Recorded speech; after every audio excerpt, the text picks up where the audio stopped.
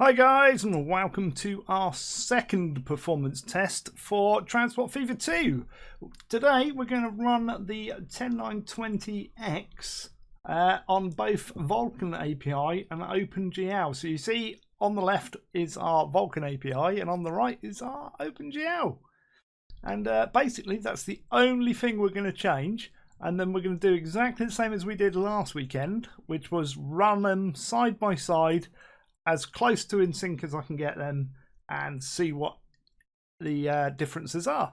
So let's get on. So here we have it. We're bringing up the overlays now with the performance up and running, and straight away you'll see we're getting an extra 10 FPS, which is great, in the Vulkan API, which I wasn't really expecting. In any previous tests I run, when Vulkan API originally came out, I got about the same, if not worse, on whatever maps I was running, and I think a lot of that is to do with the mods I was running perhaps and things like that, and the maps I was running, so there will be a little bit of difference. Now I've tried to do the same again, whereby we keep them in as sync as possible, but I will point things out as we go because it will go out of sync. So I've synced the beginning and the end just like the last test. They will go out, but we'll watch for certain things in the video. But it's great, we've already got a performance increase. So we'll keep an eye on what we get. I have to say as well, I'm going to have a little bit of a rant. Vegas software, don't ever use it. I use Vegas Studio 16, or Vegas Movie Studio 16 Platinum, and it's horrid. It takes me so long just to move simple things around, like putting that text on and moving it around. Well, the text isn't too bad, to be fair, but to put those images on at the beginning of the two screens, which was showing you the settings on, and just so you could see that I'd only switched the Vulkan versus the OpenGL, to get those where I wanted and in position took me about half an hour, which should take me seconds. If it was Photoshop, I'd do it in under a minute. I would. In this, it takes about half an hour to do things like that. It's ridiculous. It's so unintuitive and horrid. Right, we're getting on towards the first station. Yeah, we had a great little increase in performance at the start there. Hopefully, it will go all the way through. This is about my second or third time through. You'll see as we hit the road there, 31 and 21-ish, 22-ish on the right. The preview as well in Vegas is horrid. Like, if I try to run it at full resolution, it can't keep up because I have to encode it via the CPU. If I encode it via the GPU, it's even worse. It puts it off the screen. Like, why? It's like... Anyway, I'm getting detracted away from the video. We are pulling 32 and 22, 24. It's about 8 to 10 FPS difference, which, funnily enough, was what we were getting in OpenGL from the 7800X to the 10920X. Yeah, so we've had the same boost on top of that. So you could say, from what I was running in on the 7800X and OpenGL up to the Vulkan API on the 10920X, I'm seeing a 16 FPS difference, which is massive.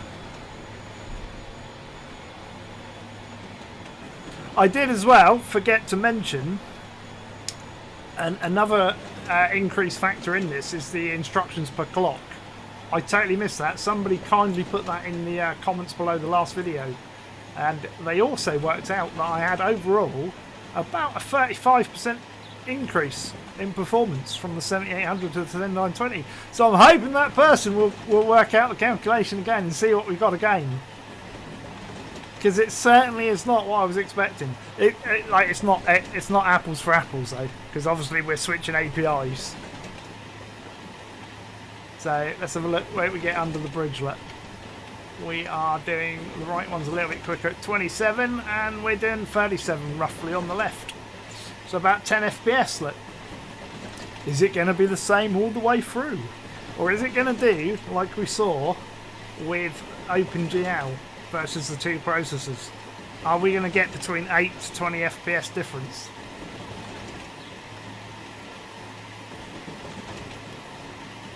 It'd be amazing if we do.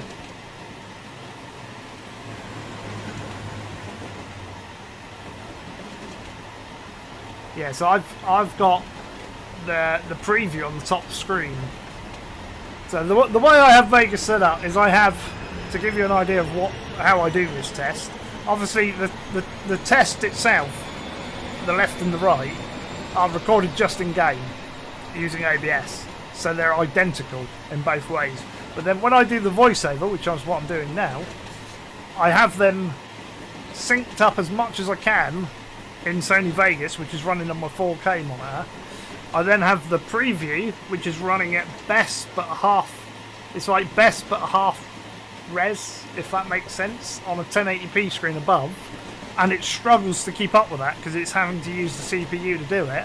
And then I'm recording using OBS, just the voice layer, and I've muted the desktop layer, so although you hear it back now, it's not recording it a second time, so I don't have like a double audio track. Incidentally, when I did the last test, I had 2 audio tracks running, one for the left train, one for the left screen, one for the right screen. Here I've only got one running, but it is stereo, so it makes it a little bit simplistic in that regards.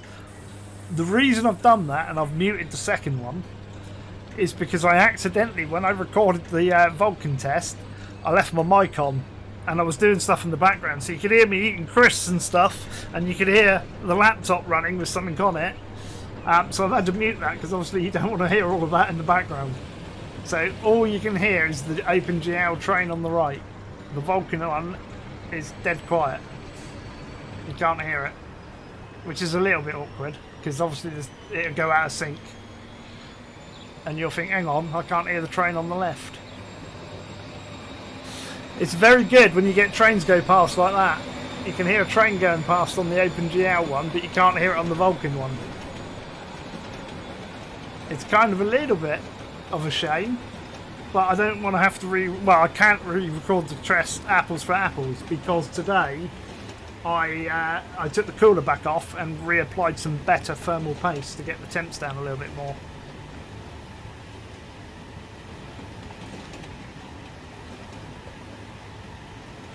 Get a little bit better. What I did is when I set this up with the Be Quiet cooler, it comes with its own thermal paste, and there wasn't a lot there, I have to say. They were very stingy. So I ordered some Grizzly Cryonaut from Amazon, and reapplied that this morning before I done this, because once I go to render this in full, it's going to peg the CPU, and I want to keep those temps down as much as I can. And it's alright ramping the fans up, but the more the thermal paste works, the better. I've still got my aggressive fan curve, and I still haven't adjusted the clock speeds yet. A week later. I may never do it. I may never get round to it. I kind of want to have a play with the voltages and stuff. Get the voltages down, so we get the temps down, and the clock speeds up, as long as I can get it stable. But I hate doing things like that. I'm not the best. How are we doing in terms of speed? Not bad. Signal was 22 and 30 on the left, so about 8 FPS still.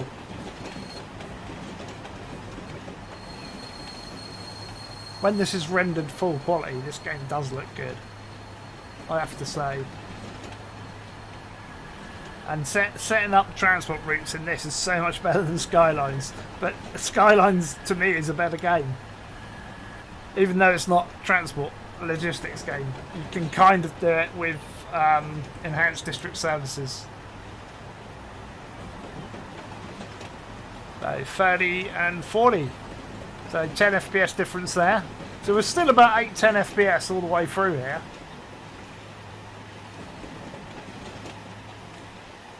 Which we're still quite close to London, I believe, so we've still got quite a way to go.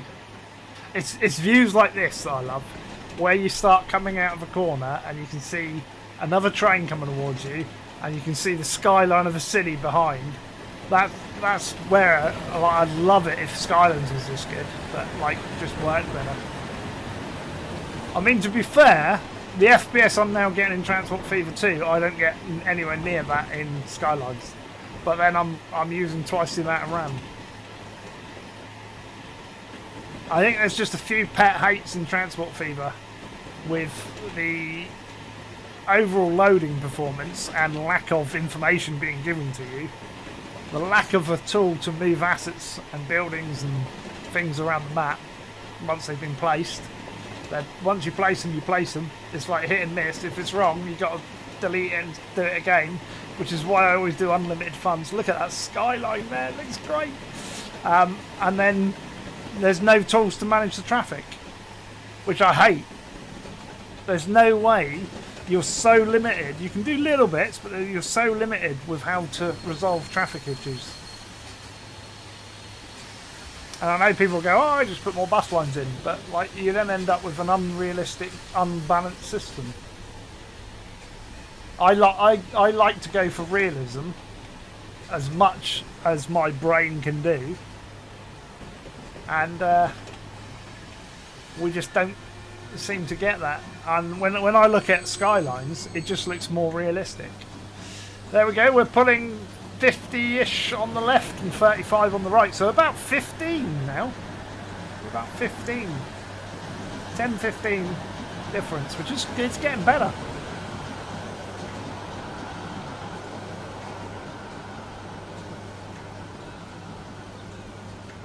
So pulling out, but going back down about 10 again now. It varies. We're at Reading, look. So we're still fairly close to London.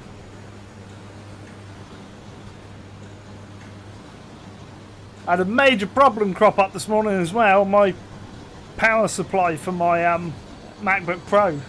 It's got a frayed end, and it's frayed so much now it doesn't work. So I've had to order a power supply, which is stupid money from Apple. I've ordered it from Amazon, but it is a genuine Apple product. And it's like 75 quid for a power brick. It should be 20 or 30 quid. Over-engineered crap from Apple, as per usual. Well, badly designed to fail, so that you have to go and buy their proprietary crap. Because it's a MagSafe one. It's quite funny how they market it as it like the ends of the cables won't fray, and it's safe so that you can trip over and it'll pull out, which is great. But they fray, which is exactly what they say it won't do. So there you have it.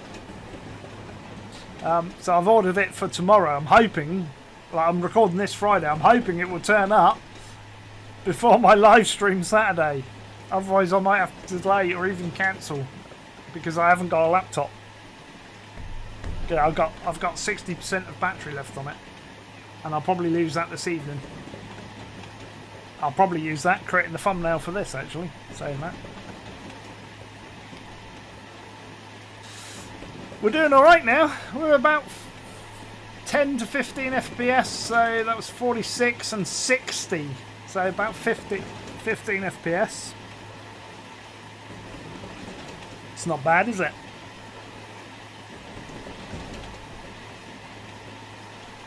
And they're fairly in sync as well. I thought they were going to be a bit more out of sync than this.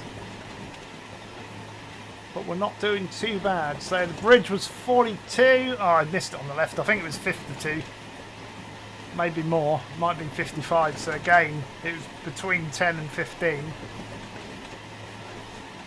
It's a little bit awkward because, as I say, it can't keep up with the render on the additional screen.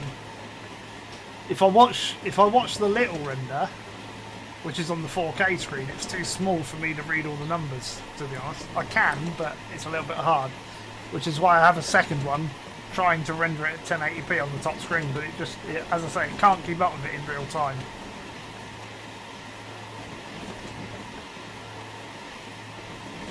Even with all the... And that's not a fault of the system. Again, it's a fault of the software. It's the Vegas software that's rubbish. It's appalling. It still crashes. It's version 16 of their software and it still crashes. And it still can't render using a GPU. It's like, what the hell? They're up to version 18 now. They just basically they bring the same version out. And just, they don't fix anything that's in it. And they just add a little bit, like extra, like a feature or whatever. Right, we're pulling in. Look, the OpenGL is slightly ahead. in terms of being in sync. Yeah, I get the video in clumps, which is... So we'll see what it pulls up at the end there. 48. And 68 on the left. So that's 20 FPS, guys. 20 FPS difference. So basically we are getting the same jump that we had in OpenGL from the 7800X to the 10920 here when we go on the 10920 from OpenGL to Vulkan. So if you take that into consideration, then from the 7800X in OpenGL to the 10920X in Vulkan, that's a 40 FPS difference. That's like double. That is insane. So obviously Series 4 from, I believe, Episode 5 is going to be recorded with Vulkan API engaged now. Because it runs on these maps and on this CPU way better than what I could get it to run on the old 78. I don't know if it was that architecture it didn't like or something there, I don't know. Maybe it was the as I say, the instructions per clock. Like there wasn't enough of them to make a difference. It needed a more modern CPU. On a separate note, I did email the community manager at Urban Games a link to the previous benchmark and asked for some feedback from a dev, and I have not heard back from her at all, which is such a shame because I wanted to put some feedback in this video from Urban Games as to, you know, I got that right, but I didn't get that right, and I've kind of might have like said the game doesn't work like that because of this, but actually what's happening is this. Is kind of where I wanted to go with it, but I've got no information, so we just have to make it up with what I believe to be true. So, yeah, obviously if you know better, pipe up in the comments. We had in the last video a chat reply about the instructions per clock. I'd completely forgotten that, so I do apologise. But obviously the newer 10th gen processors have got a higher instructions per clock than the 7th gen that I had, or from the one I've got to the one I had, which is up on the shelf behind me, incidentally. I think I've got to try and get myself another X299 board now, because I've basically got enough to build a second PC. I just need another motherboard. So I think that might be a good idea, because then in incidents like this where I can't use the Mac for whatever reason and I want to render out a video, I could still flick to the other machine or just render it on the other machine, which was what I was going to do with my old i5, but it wasn't up to the job. It really struggled and was knocking it out of sync. I know the 7800X is capable of doing that, although this is kind of better. But Vegas isn't really utilising it. That makes sense. I do have to do my performance test for Vegas yet, as well, along with the side-by-side comparison for Skylines. They are to come. I've just got so many other videos that I've been recording and other games I've been testing. So new to the channel, we've had Captain of Industry, or Captain Slim as we call it, of Industry.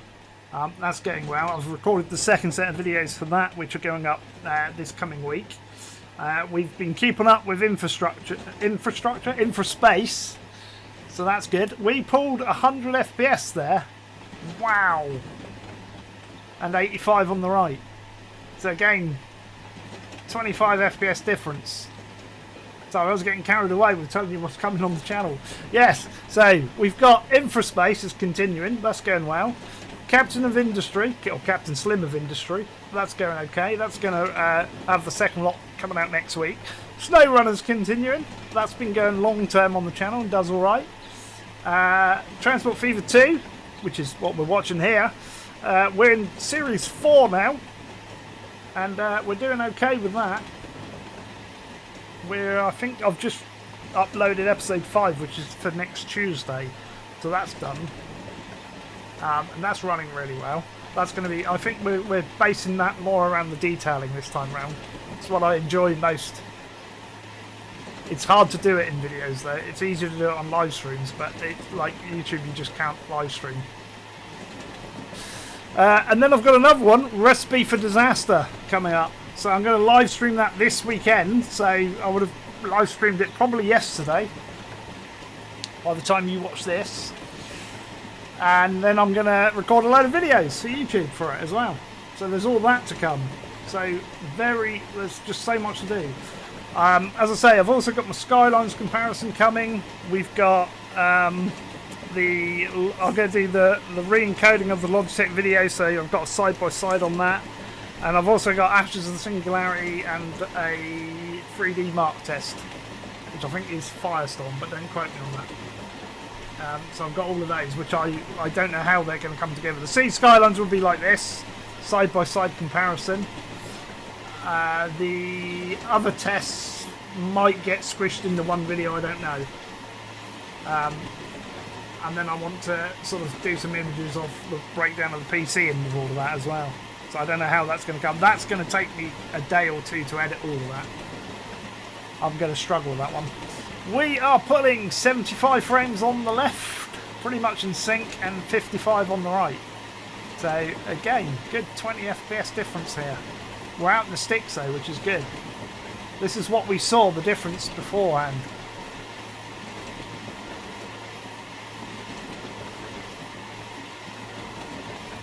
I just love that now I can be on the forums, and when people like put on the forums, yeah, I'm playing Transport Fever 2, I'm on a medium map, no mods, and it's lagging. Why does it do that? And I'll be like, mine's alright.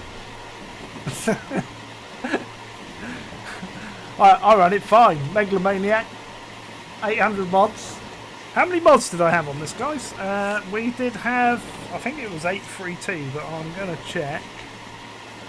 Somewhere here I've got a post-it note with it on. There we go. 831. I was one out. That wasn't bad. Yeah, one out.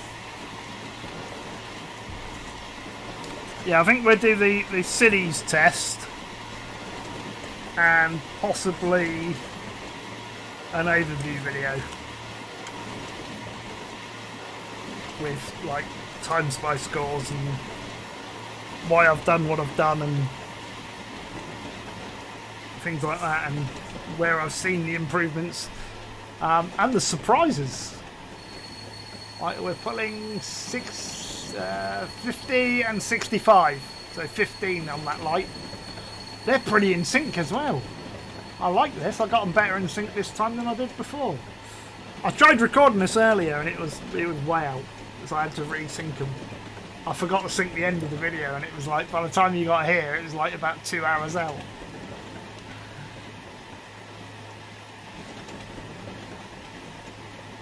But that's pretty good. So yeah, we'll I think amalgamate. We'll do the cities one separate, and then we'll amalgamate sort of the other bits and pieces into a video of, you know, the difference of what I saw overall, and maybe like have a little bit of chat about this as well. Maybe I should be on the webcam in 4K. You'd like that? Yeah. Don't worry, I'll get dressed. Over the road at 65 and 85, so 20 FPS. It's creeping up on the left again, at 90 FPS. That's insane FPS. To think before, what were we getting? We were getting probably about 50 there, I'd say. I did think about putting all three side by side, but I think that just would have got a bit confusing.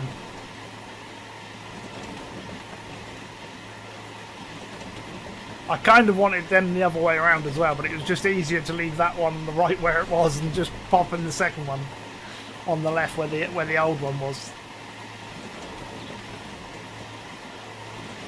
As I say, if I knew video editing a bit more and Vegas wasn't as bad as what it was, I would have done that. Please, please, please do not all put in the comments below, Slim, can we have all three side by side? Don't do that. That'll take me another week to sort that out.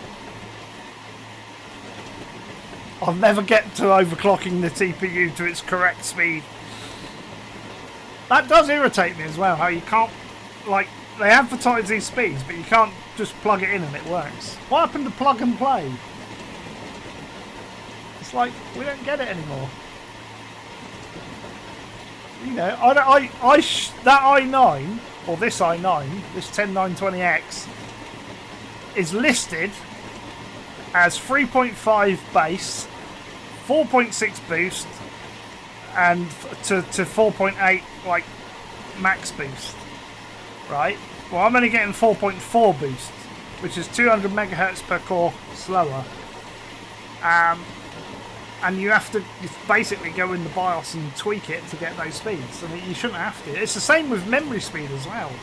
Like, they advertise these rated speeds. Like, my memory advertised as 3000 megahertz, right? It's quad channel, by the way, my memory, which is why I went the way I went. But we'll discuss that in a separate video. But it's 3000 megahertz. But it's not 3000 megahertz out the box. You have to either set an XMP profile, which works, but they're so hit and miss, I've found in the past. Previously, on the previous motherboard I had, I couldn't do it XMP. I had to adjust it manually to get it. It just wouldn't set. It basically, you set it, and then you reboot your system, and it'll say, well, there's a problem with your memory, and then it'll reset it back to whatever it was, like 244, or like, was it 2400 or 2333, something like that. I used to this one's 2333, and then it clocks to 3 gig or 3000 megahertz. Sorry, not 3 gig. That's how they say it, and it's a little bit strange. So that's like. I know people are probably going to say, or would like to say, "Oh, you should have waited. You've just gone out and spent on that 10920X. You could have bought an older Lake." Yeah. You're then looking at a new motherboard. You're then looking at. I know you can get motherboards with DDR4, but why would you? Apart from to save money to get into the platform, great. But then you're not going to get the true benefits. To get the full benefit, you'd have to go DDR5. Then you're dropping to dual channel, which isn't as bad as it seems compared to current platforms or previous platforms. And again, I'll go into this in more detail. Like, to drop to dual channel from my quad channel on, say, a current Ryzen, not Threadripper, right? Exclude Threadripper for a moment. But if you were to go like a normal Ryzen 5 or 7 or 9 or whatever they are, you'll drop to dual channel memory. And it's the same for a lot of the mainstream Intel processors. You drop to dual channel. I'd have to run that memory at something like 6000 megahertz, which you just cannot get stable on DDR4. Which is where DDR5 comes in, because it starts at 4800 megahertz and goes up from there. So that's the benefit, is you'll get faster memory clock speeds. And I'll try and go into that in a bit more detail in another video. But you can see the benefit of my quad channel is I can run at 3000 easily. I could go out and I can get 3600 megahertz memory for this, and it would run easily, which equivalent then would be 7200 megahertz for dual channel. Like, it's, yeah, to me it's a no-brainer. I get that extra performance out of the memory, and it does make a difference in various applications and stuff. We're doing pretty good here. We are pulling a whopping 16 FPS on OpenGL and 32 FPS on Vulkan. It's a double. We must have been horrendously bad on the OpenGL on the 7800 here. When that dropped to 16. Look at it now, look. 32 versus 52. So again, 20 FPS difference here.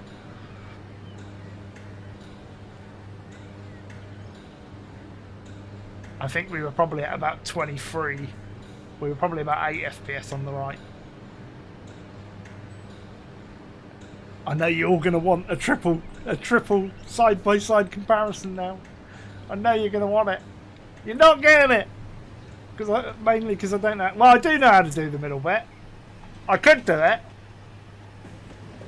Don't talk yourself into it. Interestingly, there's only 2 cars on the left and there's like 5 on the right.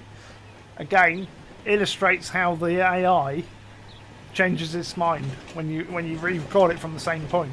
It comes up with different calculations, which in theory throws it off, but not a lot. It won't knock it off the 20 FPS that we're seeing. Well, I should have mentioned as well, if you look down through the CPU, it's pretty much the same cores pegging it, which is that CPU 3, which is like it pegs at about 85, about 80, 85 on all of them, on all the tests. All the rest are like hardly used. So again, if I could get this to clock to 4.8, getting that extra 400 megahertz, there would be another boost there, and then we'd have four screens running side by side. I'm just reluctant. What with the MacBook Pro's power supply going on me, costing me another 75 quid, I'm reluctant to like mess around too much in case I break something, because I'm not very good at the overclocking stuff. And it's kind of hard to like get someone to talk you through it when your PC's got to be off and you're in BIOS. Because I've got Discord on this PC. If I had another PC, I could set up Discord on my second machine and just flick between the two, maybe.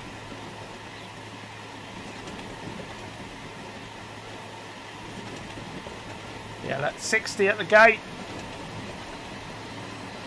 40 at the gate. 20 FPS difference still. Astonishing.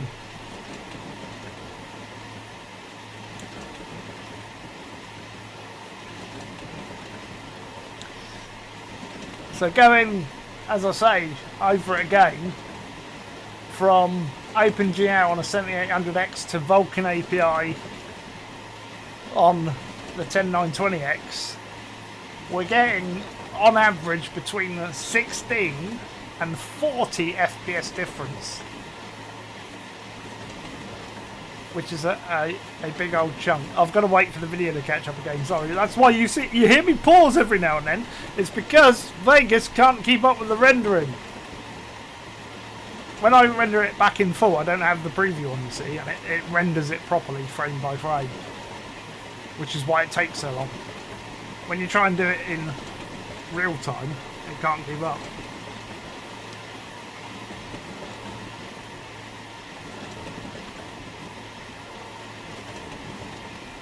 The annoying thing is I tried it on the GPU setting earlier, and it worked for a moment, and it was beautiful.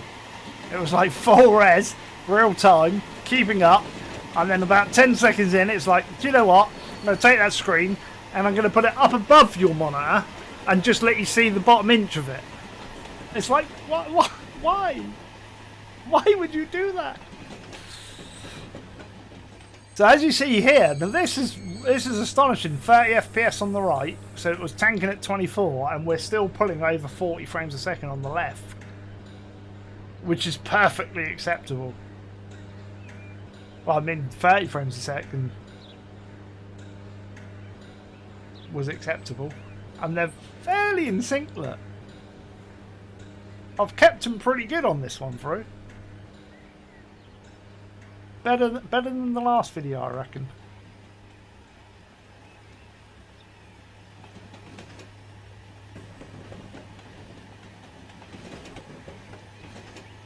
So the right one is chugging a bit at 24 again. The left one's dropped down a bit. 34, 33. We're under the, again, we're at that point on the map where there's so much going on around, where you lose the performance. But, crucially, we're still above 30 frames a second. He says as it dropped to 25. Game! Seriously! I was trying to defend you there. I mean, to be fair, the one on the right dropped to about 16, but I was like, you're above 30 frames a second. Oh, no, you're not. Forget everything I just said.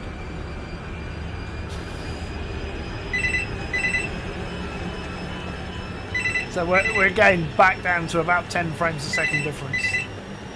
And that's because we've got Exeter and all the others, and my phone's going and I can't answer it. They'll have to wait. So ignore the phone ringing if you can hear it. I can't help that. What time of day is it? I reckon I know who that is. I'll ring them back in a minute. So away we go.